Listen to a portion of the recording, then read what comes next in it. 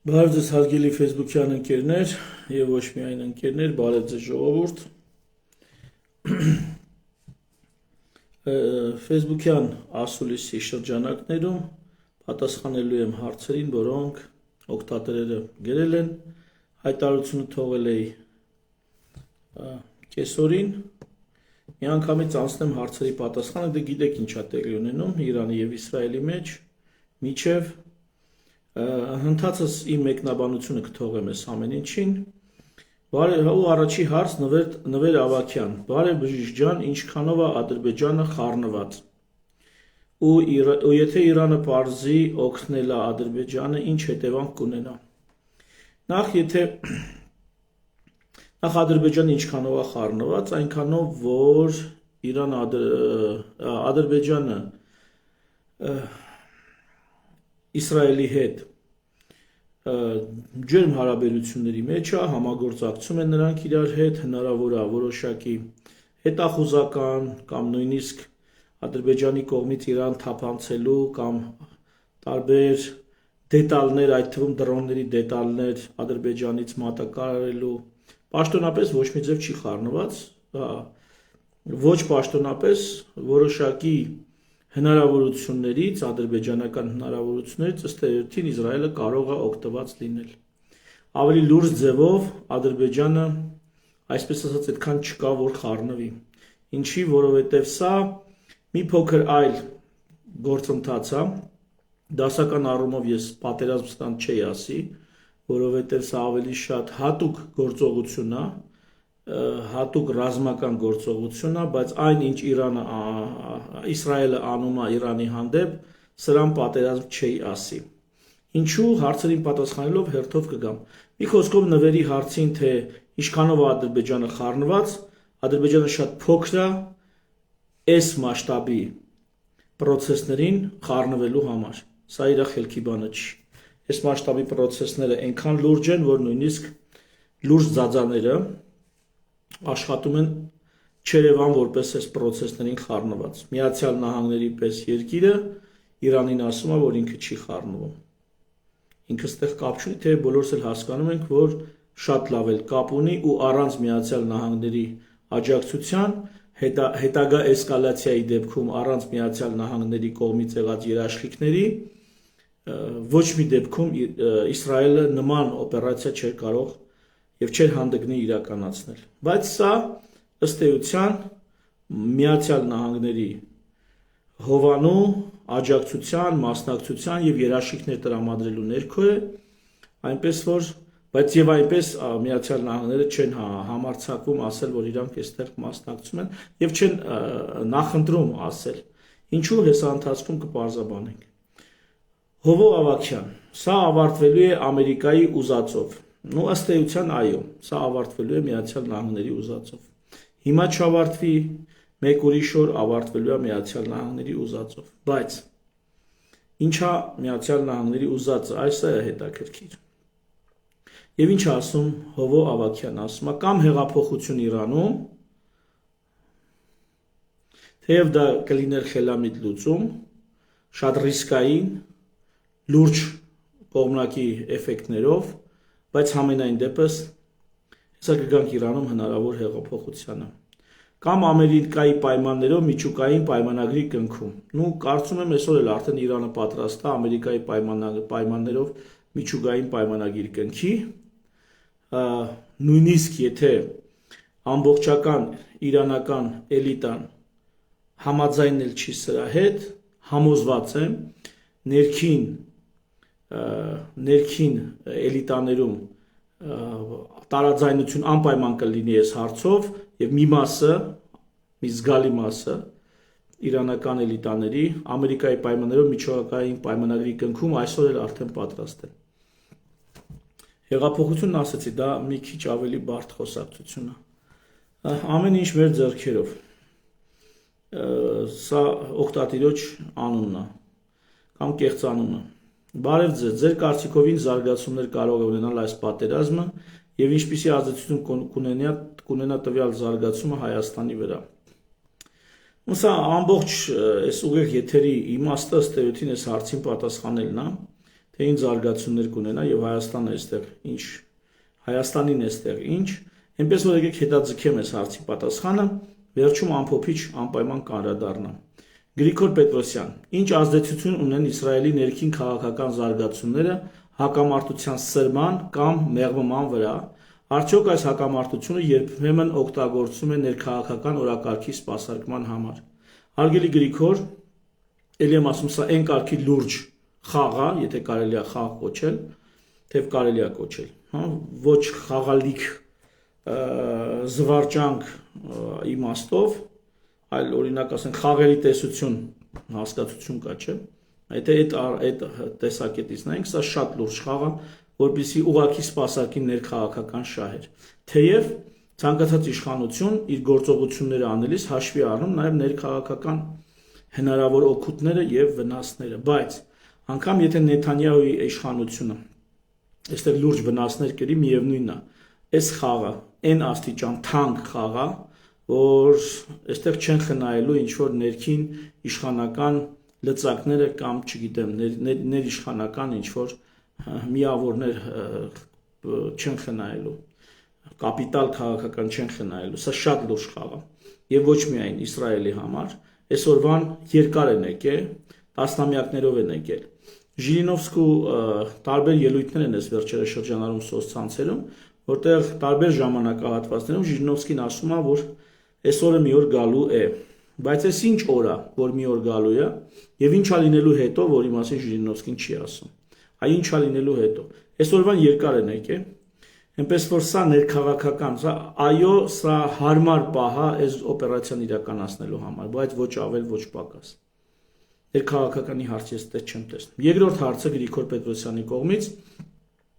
ինչ քաղաքական նպատակներ են հետապնդում Միացյալ Նահանգները եւ Ռուսաստանը Իրան-Իսրայել հակամարտության համատեքստում։ Ռուսաստանը ստեղ սպառող է։ Ես չեմ կարծում, որ Ռուսաստանը ստեղ արտադրում է այս քաղաքականությունը, ինքը սպառում է այս քաղաքականությունը։ Ռուսաստանը կուզենար սա հետ մղել հնարավորինս սա տեղի չունենար, բայց ի ափսոսանք Ռուսաստանի սա տեղի է ունենում։ Եվ քաղաքականությունը այստեղ կերտում է Միացյալ Նահանգները, կարելի ասել Իսրայելի հետ միասին։ Ինչ քաղաքական նպատակներ են հետապնդում։ Առհասարակ Մերձավոր Արևելքը պետքա դարաշրջան փոխի։ Մերձավոր Արևելքը այն դարաշրջանում, որում գտնվում է, այդ դարաշրջանով պետք չի խանգարում է ու մեծ վտանգ ու սպառնալիք է ներկայացնում Եվրոպայի համար, Միացյալ Նահանգների համար եւ Իսրայելի համար։ Ուրեմն բացի վտանգ ներկայացնելը Մերձավոր Արևելքը իր էներգակիրներով ըստ էության դեռ երկար տարիներ պետքական է լինելու, ինչքան տեխնոլոգիական զարգացում է լինում, ամենևս կանաչ էներգիան կամ չգիտեմ ուրիշ գույներով կարելի ասել, արևային էներգիան, չգիտեմ, վերականգնող ռեսուրսներից էներգիան, նավթից անդին էներգիան, մի խոսքով, կարծես թե չի ապահովելու աշխարհի պահանջները եւ էներգակիրները, նավթամթերքը եւ գազը ըստ էության երկար ժամանակ դեռ աշխարհին պետք է գալու։ Իսկ դա նշանակում որ Մերձավոր Արևելքը շրջակա ռեգիոնով դեռ երկար ժամանակ կարևոր է լինելու աշխարհի համար։ Եվ այստեղից հարց առաջանում, թե այդ կարևորության վրա իրանք ինչպիսի ազդեցություն ունեն։ Բնականաբար Միացյալ Նահանգներն էլ Իսրայելն էլ, Արևմուտքն էլ, Եվրոպան էլ կուզենան, որ նրանք այդ Մերձավոր Արևելյան էներգակիրներից օգտվեն հնարավորինս իրենց ուզած պայմաններով, իրենց հարմար պայմաններով։ Այս մեկ ասենց ասած շահադիտական կողմը հարցի, արժեբանական կողմը հարցի։ Եվ այստեղ ցանկացած գործողության մեջ կարելի է այդ երկու բանը տեսնել, եւ շահադիտական կամ օգուտը, այսպես ասած, եւ օգուտի մասով կարելի է դիտարկել եւ արժեբանական մասով կարելի է դիտարկել։ Արժեբանականով էլ այս քաղաքակրթությունը, այս դարաշրջանը, այս դարը, որում գտնվում է Մերձավոր Արևելքը, չի համապատասխանում ներկա արևմտյան աշխարհի պահանջներին։ Ավելին, այս դարաշրջանը բերում է նրան, որ դեմոգրաֆիական ճգնաժամում գտնվող արևմուտքը վաղը կարող է ամբողջությամբ տեղակալվել, փոխարինվել այս տարածաշրջանում ապրող մարդկանցով, նրանց արժեքներով, նրանց մտածելակերպով, նրանց պատկերացումներով, իսկ դա հեչ Եվրոպային պետք չի։ Այնպես որ քաղաքական նպատակները սրանք եմ կարծում, էներգակիրների վրա ունենալ իշխանություն կամ գոնե հնարավորինս իրենց պայմանները թելադրել էներգակիրներից օգտվելու համար, եւ երկրորդ չեզոքացնել են թե դեմոգրաֆիկ, թե ռազմական, թե մշակութային այն վտանգը, որ գալիս է մերձավոր արևելքից։ Ահա։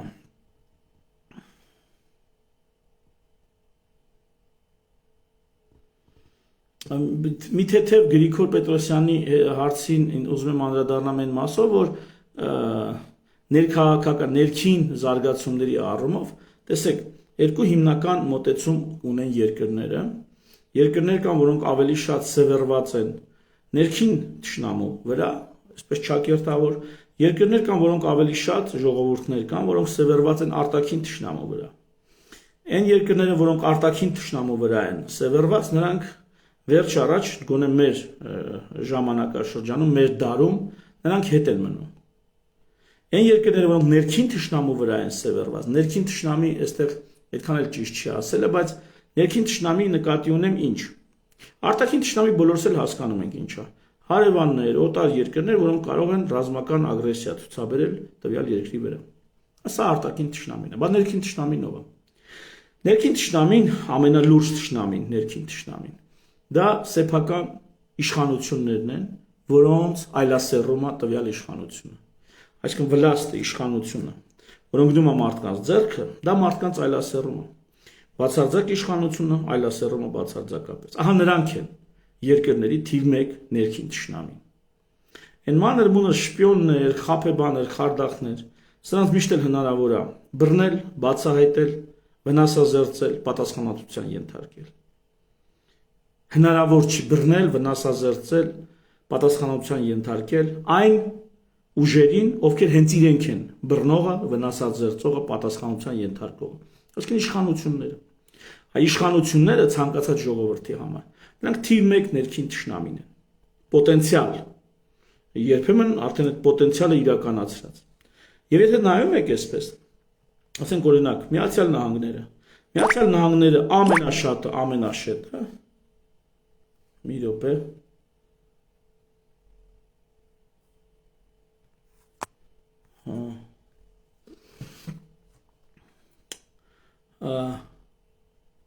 Ամենաշատը իրանց ի սկզբանե իրանց հիմնադրումից սկսած պայքարել են ում դեմ։ Սկզբում Անգլիայի թագավորի դեմ, իրանք Անգլիայի գաղութներն են, իրանց ղեկավարը Անգլիայի թագավորն էր։ Հետո պայքարել են, որպեսզի իրենց իշխանությունները հանգարց իրանց իրավունքները չոտնահարեն, իրենց անձնական, անհատական եւ խմբային ազատությունները չոտնահարվեն։ Ահա, ի սկզբանե այդպես է հիմնվել այդ երկիրը։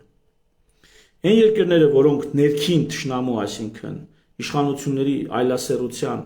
դեմ միշտ օրենքներ են ընդունել, զգոն են եղել, նրանց երկրները հզորացել են, զարգացել են։ Իսկ այն երկրները, որոնք մոռանալով ներքին թշնամու մասին, եւ թիվ 1-ը այդ ներքին թշնամիներից, ասեցի, սեփական իշխանությունների այլասերությունն է։ Եթե մոռանալով դրա մասին, սկսում են համախմբվել, չգիտեմ, կոչեր անել,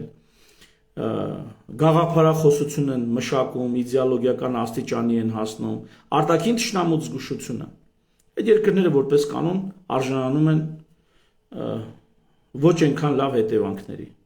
Թուլանում են այդ երկրները, թուլանում են սեփական իշխանությունների ապիկարությունից, սեփական իշխանությունների ճնշումներից արտագաղթում են ժողովուրդը, տաղանդավորները ընկճվում են այդ երկրներում։ Այդ երկրներում մարդիկ իրենց ամբողջ տաղանդով չեն կարող դրսևորվել։ Եվ այսպես, ահա Իրանը այս առումով արտաքին թշնամու վրա հիմնականում սևեռված երկիր է։ Եվ նույնիսկ այս ձևով միգուցե եւ կարող էր իր հարցերը լուծել, բայց փորձը ցույց է տալիս, արդեն փաստերը ցույց են տալիս, որ Իրանը իր հարցերը չի կարողանում լուծել։ Մյուս կողմից էլ Իսրայելը այսքան բանը շատ լավ է հասկանում։ Իսրայելը գտնվելով այդպիսի վտանգավոր տարածաշրջանում, շրջապակված լինելով այդպիսի մրցակիցներով եւ թշնամիներով, ելի մարդիկ չեն մոռանում, որ իրենց թիվ 1 ներքին թշնամին, իրենց իշխանություններն են ու նրանց պետքա միշտ բռի մեջ պահել։ Միշտ այնպես պահել, որ հանգարց նրանք չափերը չանցնեն իրենց իսկ նկատմամբ։ Պատկերացնում եք այդպիսի կազմակերպվածություն։ Այսքանը ես կասեմ այդ ներքին քաղաքական զարգացումների հետ կապված, որ այնուամենայնիվ այսօր հակամարտող երկու երկրներից մեկը կազմակերպված է այնպես, կազմակերպման այնպիսի ձև ունի, որտեղ ներքին թշնամիների մասին երբեք չեն մոռանում, մյուսը Իրանը կազմակերպման այնպիսի ձև ունի, որտեղ արտաքին թշնամիներից բացի ուրիշ ոչինչ չեն հիշում։ Անցնենք հաջորդ հարցին, Սոֆի Մոսինյան, որքան հավանական է, որ ՀՀ տարածքը կդառնա թատերաբեմ։ Ու կարծում եմ, որ գրեթե անհավանական է, որ ՀՀ տարածքը կդառնա թատերաբեմ։ Նախ էլի կրկնեմ, այս տեսակ մասշտաբային խնդիրներում, իրադարձություններում ՀՀ շատ փոքր տարածք ունի, որպեսզի դառնա թատերաբեմ։ Այլ բան, որքանով Ադրբեջանը առիթից կօգտվի եւ կփորձի, այսպես ասած, միջանցք բացել այս իրադարձությունների ֆոնին, երբ Իրանի գլուխը խառն է, իսկ Իրանը շահառուներից մեկն էր, ով թույլ չէր տալիս, որպեսզի միջանցք բացվի։ Որքանով Ադրբեջանը դա կանի, ու կարծում եմ, որ կրկնում եմ, որ չի հանդգնի, իսկ եթե ավելի լուրջ, եթե կա այդպիսի մեկը, որ կարա ուրեմն այստեղով միջանցք բացի կամ վերցնի, ապա Ադրբեջանից շատ ավելի խելացի, շատ ավելի հզոր երկրներ կան, որոնք դա կանեն։ Այսինքն, եթե Հայաստանը չի կարողանալու իր տարածքների անձեռնխելիությունը ապահովի, ապա մինչև Ադրբեջանը դա կվերցնի, շատ ավելի լուրջ խաղացողներ կան Չինաստանից, Ռուսաստանից սկսած Ամերիկայով վերջացած։ Եվ նույնիսկ լավ Իսրայելը ասեմ, եթե Ադրբեջանը պիտի վերցնի, կգա Իսրայելը կասի ես եմ վերցնում, Ամերիկան կասի ես եմ վերցնում, Չինաստանը կասի ես եմ վերցնում, Ռուսաստանը կասի ես եմ վերցնում։ Եթե Հայաստան դու չես կարողանում դա պահել, հարց չկա, մենք կվերցնենք, կծախենք Ադրբեջանի եւ Թուրքիայի վրա։ Օրինակ։ Այսինքն թատերաբեմ դառնալու սցենարը գրեթե անհավանական եմ համարում։ Մարգարիտ Սահակյան, բարև ձեզ, ինչ հետաքրքրություն կամ նպատակ ունի ԱՄՆ-ն այս պատերազմի մեջ։ ԱՄՆ-ի թիվ 1 ախոյանը աշխարհում դա Չինաստանն է։ Ինչքան ու նրանք մտածում են 30-50 տարվա կտրվածքով։ Ինչքան Չինաստանի ազդեցության տարածումը աշխարհով մեկ կասեցվի, այնքան Ամերիկայի օգուտն է։ Այս ամբողջ գործընթացից բացի, Չինաստանից բացի, կան այլ խաղացողներ, օրինակ Ռուսաստանը։ Իրանը, որը պայմանավորվածությունների չի գնում, Ամերիկայի հետ համաձայնության չի գալիս։ Մերձավոր Արևելքում լուրջ իշխանություն ունի, լուրջ լծակներ ուներ, ազդեցության ուներ անցյալ ժամանակով։ Հեսա կգանք դրան, կհասնենք դրան։ Մի խոսքով ԱՄՆ նպատակն էր այս ամեն ինչը քանդուքարափ անել եւ վերցնել իր վերահսկողության տակ կամ առնվազն իր հետ համաձայնեցված հարաբերություններ, այսինքն եթե այս տարածաշրջանում որևիցե երկիր ինչ որ բան պիտի անի, Ամերիկայի համաձայնությունը ստանա նոր անի։ Եթե վաղը Չինաստանի հետ պետք է հարաբերություններ ապահովի, ապա ստանա Ամերիկայի համաձայնությունը նոր անի։ Եթե ճանապարհներ պիտի տրամադրի Չինաստանին, ապա Ամերիկայի համաձայնությունը ստանա նոր անի։ Գերիշխանություն մի խոսքով, ահա թե Ամերիկան ինչ շահեր ունի այստեղ։ Աշխարհով մեկ Ամերիկան ունի շահեր գերիշխանության եւ ապագա մրցակիցներին այս գլխից թույլատնելու եւ նրանց հետագա աճը հնարավորինս դանդաղեցնելու կամ կասեցնելու նպատակներ ունի։ Արթուր Հովանեսյան, իրադարձությունների որ ընթացքը ավելի ձեռնտու կլինի ՀՀ համար, ինչպես պետք է դիրքավորվի Հայաստանի Հանրապետությունը։ Ես չեմ ուզում Հայաստանի Հանրապետությանը խելք խրատեմ այս դրության մեջ, բայց իմ կարծիքով իրադարձությունների այն ընթացքը ձեռնտու կլինի, որը կբերի Իրանում իշխանությունների փոփոխության, որը կբերի Իրանում ավելի աշխարհիկ, ավելի առաջադեմ հայացքներ ունեցող, ընտրվող, պարբերաբար ընտրություններում ընտրվող իշխանությունների։ Ազատ շուկայական հարաբերությունների աչականությունը հարուստ ապրելու ցանկությունը ողջունող իշխանությունների։ Իրանը ըստ էության իսլամական հեղափոխությունից սկսած ձախականության վրա է։ Ձախականություն, այսինքն նայեք ինչ աչականությունն ասում է մարդը հարուստա լավ է անում, թող հարստանա, ով ուզում է թող իրանից իր հետևից ինքն էլ հարստանա։ Ձախականությունն ասում է չէ, հարստներ պետք չեն, խեղճերը մեղք են, բայց ոչ թե այնպես են անում, որպեսզի խեղճերը հզորանան, չունևորները դառնան հարուստ, այլ այնպես են անում, որը դա հնարավոր չի, չէ, ըստ դժվար է, եթե նույնիսկ հնարավոր է, շատ դժվար է։ Ձախականներն ինչ են անում, ձախերն ինչ են անում, ասում են թող հարուստներ չլինեն։ Ձախերն էդ են ասում, թող հարուստներ չլինեն։ Իբրև թե դրանով հոգում են աղքատների կարիքները։ Ահա երբ որ կփոխվի այս տեսակ իշխանություն, այս տեսակ հայացքներ կգա Իրան, դա կլինի Հայաստանի համար ամենալավ տարբերակ։ Էլի եմ ասում կգամ դեռ Արարստանի հարցին։ Այնպես որ Հայաստանի համար լավ կլինի Իրանում իրական հասարակարգի փոփոխություն, հեղափոխություն եմ ես դրան ասում, իսկական հեղափոխությունը դա է, որ հասարակարգա փոխվում։ Բայց հնարավորինս քիչ կողմնակի էֆեկտներով դա կարա նույնիսկ ներսում իշխանություն էլիտաների ներսում կարա այդ փոփոխությունը լինի, ու այդ էլիտաների ներսում իրականացված փոփոխությունը մի ձև կարողանան ամբողջ Իրանի մասշտաբով, բայց սա էլ միայն էլիտաների հարցը չի, ժողովուրդն էլ ինքը պետքա բնից այդքան ունակ լինի քաղաքականություն անելու։ Քանի ես հարցը եկել եմ մի sense օրինակ բերեմ, տեսեք, սա հայերիս էլ է շատ բնորոշ։ Մարդը, որ ազատազրկված մարդու զորով փակել են մի 4 պատի մեջ, բանտարկել են։ Այդ խուցը իր խուցն է, ինքը տեղ ապրում է։ Ինչ անում մարդը։ Ինչ անում։ Հարմար տեղ է հարդարում պարկել քնելու համար։ Ինչ որ հարմար տեղ է իր համար պատրաստում նստելու համար։ Հարմարություններ է ստեղծում ինչ որ ժամանակ անցկացնելու համար, ֆիզիկական ինչ որ վարժություններ անելու համար։ Չգիտեմ, հարմարություններ է ստեղծում։ Կարող է մի հոգով չի, ինքը մի քանի հոգով են այդ խցում։ Մի խոսքով մարդիկ զբաղմունք են գտնում։ Հարմարություն են ստեղծում իրենց ազատազրկված վիճակը ինչ որտեղ տանելի դարձնելու համար։ Հիմա պատկերացրեք մի օր մեկը գալիս է, բացում է այս բանտախցի դուռը եւ ասում է դու ազատ ես կամ դուք ազատ եք։ Գնացեք։ Ազատ եք, վերջ։ Մարդու համար երբեմն դա կարա պրոբլեմ հանդիսանա։ Մանավանդ մարդիկ, ովքեր ծնվել ու մեծացել են այդ անազատության մեջ։ Մարդիկ, ում գլուխը լցել են գիշեր-ցերեկ այդ անազատության միֆերով,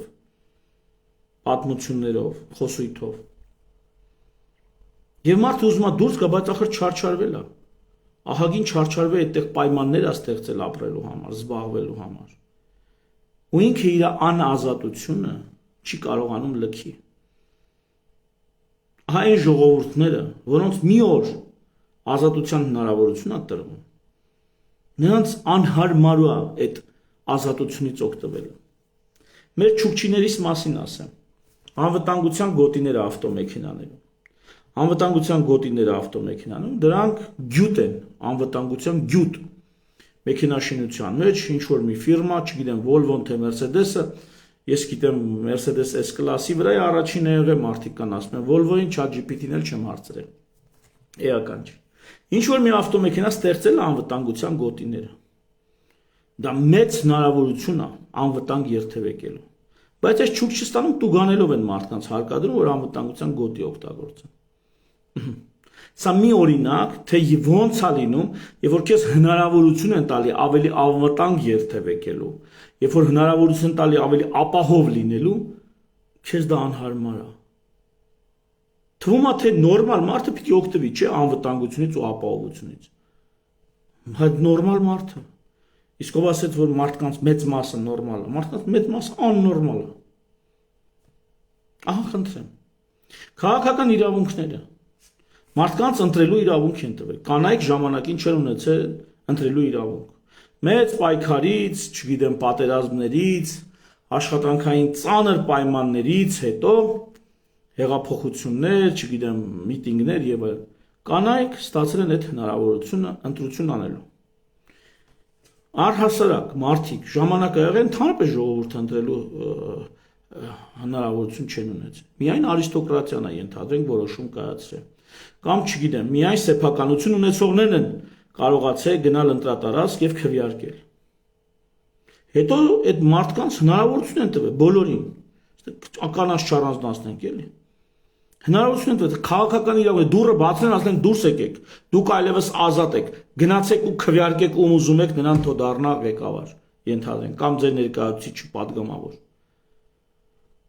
Այսօր աշխարհում 50%-ից ավել եթե ընտրություն է տեղի ունենում, մասնակցություն է լինում ընտրություն, դա շատ լավ թիվ է։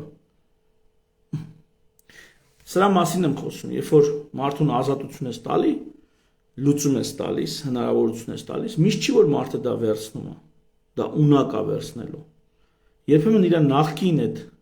վիճակը մարդուն այնքան հարմար է, որ նա չի գալի առաջ։ Ահա նույնը Իրանի մասին կասեմ։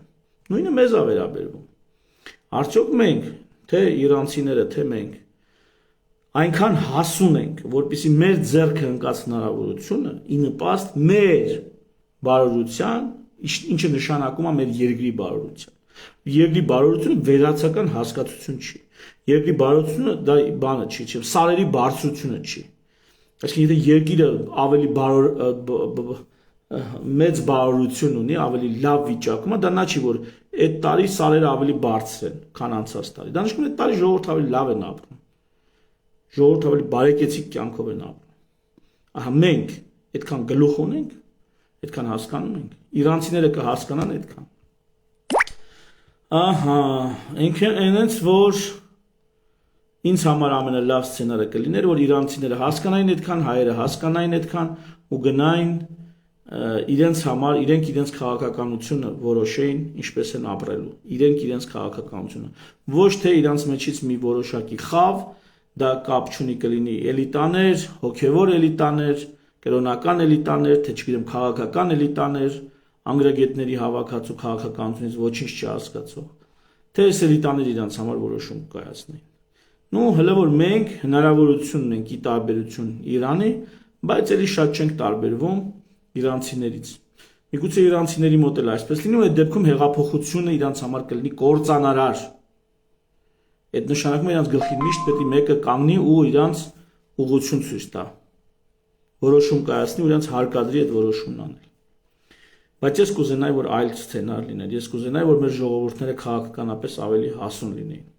Արմինե Ավետիսյան, սրանից ավել ինչ պետք է լինի, որ մտածող եւ մտահոգ մարդիկ համախմբվեն։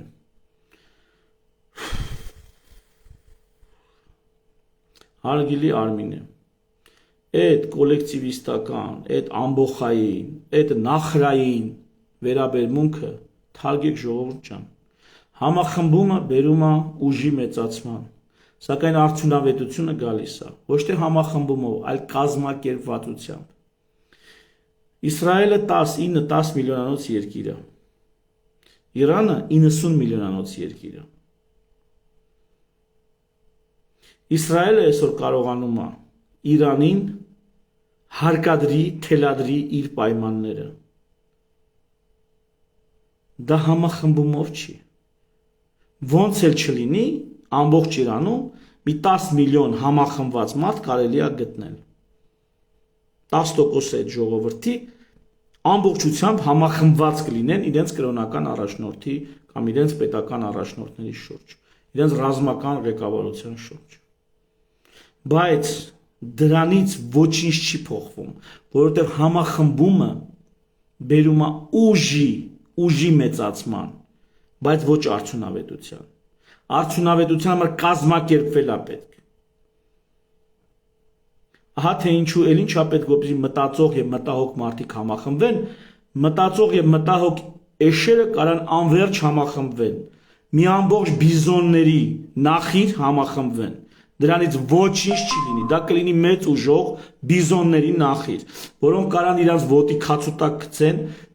ինչ իրանց ճանապարհին պատահի, բայց որոնց կարելի է ցեղասպանել մի քանի որսորդական հրացաններով։ Մի քանի որսորդական հրացաններով կազմակերպված մարդիկ կարան նրանց ցեղասպանեն։ Ահա թե ինչի մասին եմ խոսում։ Իսրայելը լավ կազմակերպված է։ Իրանը վատ կազմակերպված է։ Իրանը այնքան անկազմակերպ է, որ առաջի կարևորության ֆիգուրներ, թե ռազմական, թե գիտնական, իրենց բնականաններում քնած են եղել։ Ասենք բարձրահարկ շենքում, մամա ջան, բունկերել չէ բարձրահարկ շենքում։ Ուրեմն այդ ատոմային ռեակտորներ են, թե ինչեր են, այդ լաբորատորիաներ են, քանի տասնյակ մետր, թե 100 մետր գետնի տակ են, սարք է։ Մարդիկ կվարտիրաներում են ապրում։ Միած սրանց խելքին աշեցեք։ Այդ ռեակտորը աշխատացնող մարդիկ կվարտիրաներում են ապրում, ռեակտորները ընդեղ, որովհետև գիտեք ինչ են ռեակտորները ընդեղ, որովհետև իրանք իմացել են, որ կարող է տրաքացնեն դա։ Հասկանում եք։ Դա կարող է անդե տրաքացնեն, դա համար խորը ապահով պահել են։ Այնինչ այդ ռեակտորներն աշխատացնող մարդիկ, որոնք ավելի կարևոր են, այդ մարդիկ կվարտիրաներում են ապրում։ Այդ ռակետները, զենքերը բունկերներում են։ Այդ զենքերը կառավարող գեներալները բնակարաններում, կվարտիրաներում են քնած։ Սրանց խելքին նայեցեք։ Հասկացաք համախմբումը ինչ նախրային երևույթ է։ Պետք չի համախմբվել, պետք է կազմակերպվել։ Իսկ կազմակերպվածության բարձրագույն ձևը, որ հնարավոր է, դա պետությունն է։ Դրա մասին ունեմ դասախոսություններ պետականության, պետության անատոմիա։ Սրանից ավելի ինչ պետք է լինի, որ մտածող, մտահոգ մարդիկ համախմբեն։ Դուք մի անգամ ասացիք կոնսուլտացիաներ եք անում, ինչի արդյունք չկա։ Արմինե ջան, ինչ արդյունք պետք է լինի։ Ինչ արդյունք պետք է լինի։ Պետք է մի հատ մեծ նախիր տեսնեիք, շատ մեծ նախիր։ Արդյունքը դա կլիներ ձեր համար, հոգիները փառավորեին պլակատներով եւ դրոշներով նախիր։ Կազմակերպվել է պետք։ Կազմակերպության լավագույն ձևն էլ պետությունն է։ Բարձրագույն ձևը, ոչ թե լավագույն։ Բարձրագույն կազմակերպվածությունը ժողովրդի համար պետությունն է։ Պետք է ցած բաներ հասկանալ։ Կոնսուլտացիաների արդյունքում 90%-ը կոնսուլտացիա աղած հանդիպած մարդները իդիոտներ են, քաղաքական իդիոտներ։ Էտա։ Էդ էլ կոնսուլտացիաների արդյունքը։ Տելևիզորով տեսնում եք ամեն օր այդ մարդկանց։ Իդիոտներ։ Մի հատ բանից բեխաբար լրագրողի հետ կարան զրույց անեն։ Հրապարակային զրույց լուրջ տրամադրված մեկի հետ, լուրջ պատրաստված մեկի հետ, մի հատ չեն կարող անել։ 10 րոպե չեն դիմանա։ Էտա ազգիտ ընտրանին։ Շատ շուտ էսպիսի մի խոսք եմ ասել, երբ որ ժողովրդին ասում էին ժեղ, ես ասում եի, եթե ժողովուրդը ժեղ է, ապա էլիտաները դրանք տեսակավորված աղբ են ընդամենը։ Էլի աղբ են, բայց տեսակավորված։ Պլաստիկը մի կողմի վրա, չգիտեմ, մետաղականը մի ուրիշ արկղի մեջ, ընդամենը տեսակավորված աղբ են։ Եթե հենց այդ իրանց էի ասում, էլի։ Լավ, այդպես անցնենք, Արմինե ջան։ Ես չեմ ուզում ձեզ, սա ամենայն ձեզ չի ուղված, ձեզ չեմ կշտամում, ես այդ մտքերն եմ ասում, որ այդ համախմբան կոչերը թարգեք ժողովուրդ ջան։ Ումա պետք համախմբելը, առանց կազմակերպվելու։ Իսկ նրանք, ովքեր համախմբելուց են խոսում, նրանք կազմակերպելուց չեն հասկանում, որտեղ այս ազգը վաղուց համախմբված է։ Քանի հազար տարի համախմբված է այս ազգը, մեզնից համախմբվածելով կա։ 3 միլիոն մարդ չի արտագաղթել Հայաստանում։ Դրանից այն կողմեն ինչ համախմբում եք ուզում այ մարդ։ Ամեն օր պատերազմի վտանգի տակ 3 միլիոն մարդ միտեղ ապրում է։ Դրանից համախմբված էլ ինչ եք ուզում։ Այ կազմակերպել է պետք է 3 միլիոնին։ Այս սրանից է որ խելքները չի հասկանում, որտեվ նախրի պես էլի համախմբում։ Իսկ գիշատիչները, որսորդները, նրանք կազմակերպվում են, նրանք չեն համախմբվում։ Ավելի նրանք կարող են ոչ թե համախմբեն, այլ ցրվեն։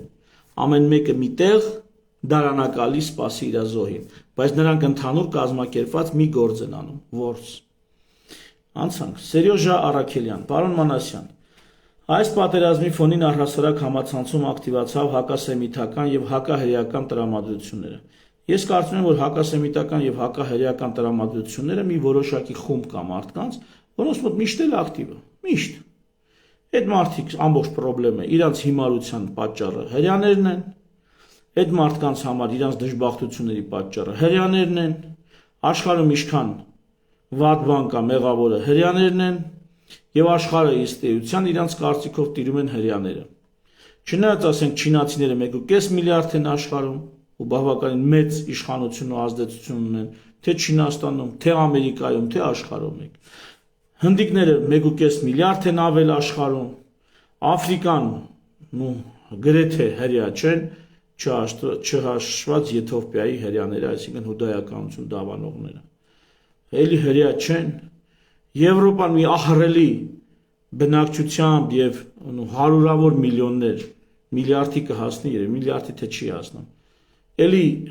հրյա չեն, հայերը, որ հայերը հրյա չեն, թեև արյունակից են, հա, պարբերական հիվանդությամբ, գենետիկորեն արյունակցական կապեր կա հրյաների, հատկապես ոչ եվրոպական, ոչ աշքենազի, հրյաների եւ հայերի միջեւ։ Բայց լավ հայերը հրյա չեն այմար, բան չեն այսօրին։ Մի խոսքով մարդիկ կան, որոնք ամեն ինչում հրյաների մատն են խառը տեսնում, ավելին գնում Հիտլերի Մայն Կամֆ են բանանում, կարդում, կարդում, Ցես մարդիկ կան, այնպես որ, հա, այդ միշտ կա։ Հիմա, հա, ինձ էլ բան են, մարդիկ էլ կան, ինձ ասում են ջհուդ, ինձ են ասում։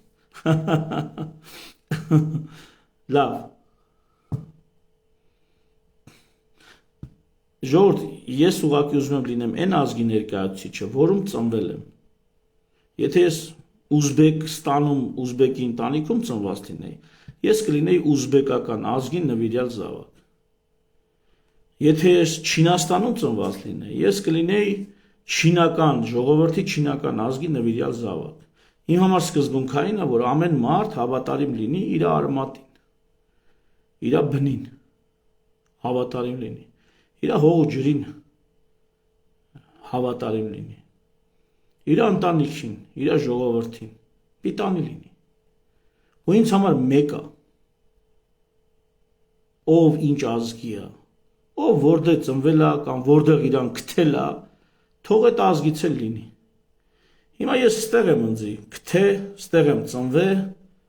ես էլ հայ եմ։ Այդտենց ստացվել է, դա իմ ընտրությունը չի։ Իմ ընտրությունն է սկզբունքային լինել։ Սեփական ժողովրդին, սեփական ազգին պիտանի լինելու հարցում սկզբունքային լինել։ Այսինքն սեփականը որը կլիներ, ես չգիտեմ, եղել այն ինչ որ եղել է։ Իմ ծնողների ընտանիքում եմ ծնվել, ինչ անեմ, տենց է ստացվել։ Այնպես որ ինձ մեղադրել օրինակ ինչ որ ուրիշ բանում, էսի խի եմ այս թեմայով ծավալում, նամակ էին գրեբան ասում են քո մասին sense բաներ են խոսում։ Դե հիմա թող խոսան այն մարդ։ Այդ իրանց համար է, որ իրանք իրան շուքից վատ են ելնում։ Իրանք այնքան չկան, այնքան ոչ մի բան են, որ փորձում են ասենք Տիգրան մեծով իրանց գտնեն մխիթարություն։ Ինքնությունը կոլեկտիվ ինքնությամբ են մարդահաշիվ ելնում, էլի իրանք իրանց համար։ Ինձ համար մեկ է։ Որտեղ էլ ծնված ելնեի, ես է ելնելու։ Որտեղ էլ ծնված ելնեի, ես է ելնելու։ Հիմա ստեղ եմ ծնվել այ մարդ։ Այս ժողովուրդն է, իմ ծնողը, այսպես ասած։ Այս ժողովուրդն էլ իմ ծնողն է, ինչ կարամ։ Հերիք չծնելը մի հատ էլ չի շպրտե, չի գցե։ Տիրությունն արե, մեծացել է, դաստիարակել է, կրթել է, սովորացրել է։ Լավն էլա ցույց տվե, վատն էլա ցույց տվե, վերջ։ Հա։ Եվ այսպես, այս պատերազմի ֆոնին առհասարակ համացանցում ակտիվացավ հակասեմիտական եւ հակահրեական տրամադրությունները, ինչը բնականաբար նորմալ է։ Ինչպես նաեւ հիշվեցին հрьяաների հետ կապված կոնսպիրոլոգիաները։ Կցանկանայի, որ անդրադառնանք այս թեմային ազգային ատելության ենթատեքստում։ Ժողովուրդ ջան, ինք իրանից բան ներկայացնող մարդը չի համեմատվում այլոց հետ։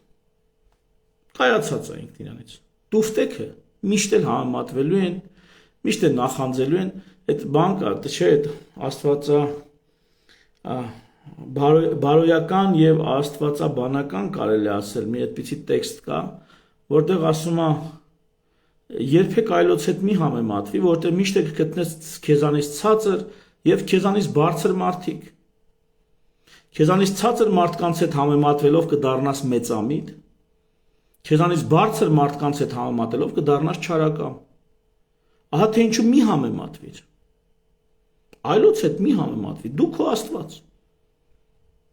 Իսկ եթե համեմատվում ես, շատ լավ, առանց նախանձի, առանց մեծամտության։ Առանց նախանձի ու առանց մեծամտության։ Այսքան բան։ Եթե ազգերը, ստե ազգային ատելությունը կապ չունի, էլի գամ ձախականներին։ Ձախականները միշտ նախանձել են ունևորին, միշտ։ Միշտ ասել են ունևորից խլենք, բաժանենք սրան նրան։ Երբեք չեն ասել գնանք սրան նրա հետ բիզնես դնենք, հարստանանք։ Միշտ ասել են բիզնես որ ունի հարստացել է, գնանք նրա բիզնեսը ձեռքից խլենք։ Թեկուզ այդ բիզնեսը կարող է ֆերմա լինի։ Ոնց են սովետները կուլակաթափանում։ Ասում են խի 15 հատ կով ունի։ Այդ 15 կովից մեկը թողեք իրան, այն 14-ը տարեք կոլխոզ։ Խի իրանը լինի։ Ձախականությունը է դա։ Նախանձ, միշտ նախանձ։ Միշտ համեմատվում է։ Միշտ ատում է նրանց, ովքեր կայեն կանգնած են ոտքի վրա, ինքնաբավ են, ոնց որ առյուծներին միշտ բորենիները նախանձում են։ Միշտ առյուծի արած որսից գնում են, որ իրանք խլեն այդ առյուծի արած որսը իրանք ուտեն։ Միշտ։ Առյուծն ինչ անում։ Ինքն իր համար գնում որս անում է։ Միշտ ինքն իր համար է որս անում, ինքն իր գլուխն է պահում։ Հասկանում եք։ Առյուծները դրանք անհատականներն են, բորենիները դրանք համայնականներն են։ Թեև առյուծն էլ է համայնքով ապրում, բայց փոքր համայնքով, իր ընտանիք։ Գնում որս են անում, ուտում են այն մարդ։ Հիմա այդ ինչի եմ ասում, դու ազգությունը կապ չունի, նույն ազգի մեջ էլ որ թողես, այդպես է դասավորվում։ Նախանձներն ու ինքնաբավ մարդիկ։ Միշտ, այդ էլ ինձ թվում է բնից է, այդ մարդու խասյաթն է, խարակտերն է։ Կան չէ մարդիկ միշտ նախանձ են, այլ նախանձ են։ Այդտենց։ Իսկ ազգային նախանձը ավելի վատ, շատ ավելի վատ։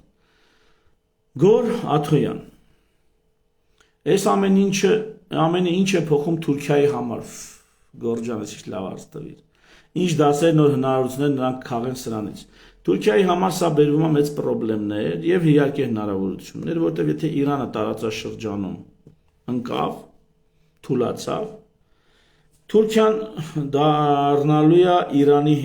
Իսրայելի հետ թիվ 1 մրցակիցը։ Այսինքն հիմա էլ ունեն իրար մեջ որոշակի թույլ լարվածություն, բայց տարածաշրջանի համար մեկը լինելու համար Իսրայելն ու Թուրքիան պիտի իրար մեջ պայքարեն։ Երկուսն էլ Միացյալ Նահանգների հետ մոտիկ են, լավ են, դաշնակից։ Երկուսն էլ ունեն ամբիցիաներ այն երկրներում, շահեր այն երկրներում, որոնք երկուսի համար էլ հարևան են հանդիսանում, տարածաշրջանային են։ Սա Թուրքիայի համար գլխացավանք է այս տեսանկյունից, բայց միևնույն ժամանակ հնարավորություն, որպեսզի Թուրքիան ցույց տա, որ տարածաշրջանում ինքն է, ոչ թե Իսրայելը։ Ու Թուրքիան գնալու է սրան։ Իսկ Իրանը այս դեպքում առաջի հայացքից տեսեք թվում է, թե Իրանի համար սա վնաս կլինի, որտեղ իր դիրքերը կթուլանան, արդեն թուլացել են։ Բայց Իրանը հնարավորություն ունի, այսպես կոպիտ ասած, տակտիկական նահանջ անելու, Արծրուն Հովհաննիսյանին հիշեցի, ժամանակավորապես նահանջելու, վերախմբավորվելու, սա տասնամյակների հարց է, ժամանակավոր ասվածը, վերախմբավորելու եւ նորից առաջ գալու, ինչպես արեց օրինակ Գերմանիան, ինչպես արել է Ճապոնիան։ Ֆանտաստիկ օրինակ, ինչպես Ֆրանսիան արել։ Իրանի մոտ կարա շատ ավելի լավ ստացվի, քան ստացվել է Ֆրանսիայի մոտ, Ճապոնիայի մոտ եւ Գերմանիայի մոտ։ Իրանի մոտ կարա, բայց Իրանը պետք է հետ քաշվի մի որոշ ժամանակ, վերախմբավորվի եւ նորից առաջ գա։ Այս ընթացքում կփորձեն իրարին կոտորել, մասնատել, նույն լուծումներ է պետք։ Լուծումներ է պետք մշակել։ Բայց Իրանը այլ ընտրանք չունի։ Տարածաշրջանում այլևս Իրանը լուրջ խաղեր անելու հնարավորություն չունի, իմ կարծիքն ասա։ Ինքն իր սահմաններին կարա, այդ թվում նաև Հայաստանի հետ, Հայաստանի հանդեպ, բայց մեծ խաղերի համար Իրանը այսօր գոնե շատ փիս ընկավ։ Հեսա կխոսանք դրա մասին։ Բախշի Նաղդալյան, ես ուզում եմ հասկանամ, ով շահող դուրս եկավ, ոնց որ թե վերջանում է։ Ով տուժեց։ Իրանի իշխանական էլիտան, կրոնական էլիտան տուժեց, ռազմական էլիտան տուժեց։ Իրակ եկեք ստենց ասել, իրանական ժողովուրդը տուժեց, թե չէ, ժողովուրդ էս ինչի չեմ ասում, սա ոչ թե պատերազմ կասեի սրան, այլ հատուկ ռազմական գործողություն, որտեղ սա իրոք հատուկ ռազմական գործողություն էր Իսրայելի կողմից։ Ֆանտաստիկ արդյունքներ գրանցեցին, ֆանտաստիկ։ Ինչ են անում Իրանը, բալիստիկ հրթիռներ բան տալի մի հատ ասենք թաղամաս ավիրում է։ Իմաստ այնգեր, ինչ եք անում։ Նրանք ննջարանում, մարդու ննջարանում խոցել են իրենց ուզած, իրենց նախընտրած ռազմական կամ գիտնական մարդուն։ Դուք ես ինչ եք անում ցևի թաղամաս եք տրակցնում։ Հասկանում եք, այս սա է, սրանում եմ ես տենում Իրանի պարտությունը։ Եթե Իրանը ամբողջ Իսրայելը հողին հավասարացնի, Իրանը պարտված է։ Իսկ Իրանը պարտված է, որովհետև Իրան այսպես ասեղով, Իրան ասեղով տապալում են, իսկ ինքը վերցեք կվալտով, չգիտեմ ինչով, տրակցնում է ամբողջը։ Չէ ընկեր, հենց դա արդեն պարտություն է։ Տեխնոլոգիական պարտություն է, հաշվարկի պարտություն է։ Գիտնականներին նստեցրել 14 գիտնական արդեն մահացել է։ Առաջի գիտնականներին խփել էին դե հենց առաջի գիշերը։ Հետո գիտնականներին մեքենայով փորձում են էվակուացնել, դրանց էլ են խփում։ Լավ, ես չեմ հասկանում, դու ես ինչ ձևի կազմակերպվածություն է։ Ես ոնց կարելի է ասենց կազմակերպվել, էլի։ Այս աստիճան, այս որ զորով ուզեն, բացի թողիլները ոչ մեկին ոչինչ չկազմակերպեն, երևի մարդիկ սեփական անվտանգության, սեփական ինքնապահպանման բնազդով ավելի լավ կպատասպարվեին ու կպաշտպանվեին, քան թե երբ որ իրանց կյանքն ու առողջությունը վստահված է եղել պետությանը։ Ոնց կարելի է այս աստիճան անհաշվի նկատել այն մարդը։ Այս աստիճան։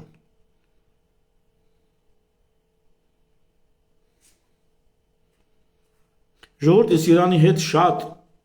հարգալից ջերմ, տեղ-տեղ նույնիսկ կարելի ասել սիրով եմ վերաբերվում։ Ինձ համար խիստ ցավ է այսօր այս վիճակում տեսնել Իրանին։ Նախ սա նոր չի։ Երբ որ Իրանը Սիրիայից դուրս էր գալի, այսինքն երբ որ Ասադին հարցերը լուծում էին ու Իրանը ոչինչ չէր կարողանում, արդեն պարզ էր, որ Իրանը նահանջում է։ Երբ որ Լիբանանում Հեզբոլլահին առաջնորդներին խփում էին ու Իրանը ոչինչ չէր անում, արդեն պարզ էր, որ Իրանը նահանջում է։ Բայց դու տեսնես ոնց են այդ նույն Հեզբոլլահի առաջնորդներին ոնց են արել Լիբանանում։ Նույն ձևի իրանց են արել, ես զարմանում, դուք տեսակ եք, դուք չհետևություններ չարիք Հեզբոլլահի հերթով, ում նշանակում էին առաջնորդ տալիս սպանում էին, հետո հաջորդին էին սպանում։ Դուք դասեր չքաղեցիք, ինչ աստիճան իդիոտ կարելի է լինել, էլի։ Ինչքան իդիոտ կարելի է լինել, որ այդ փորձն էլ աչքի տակ ունենալով ամբողջ գլխավոր շտաբը ոչնչացնեն։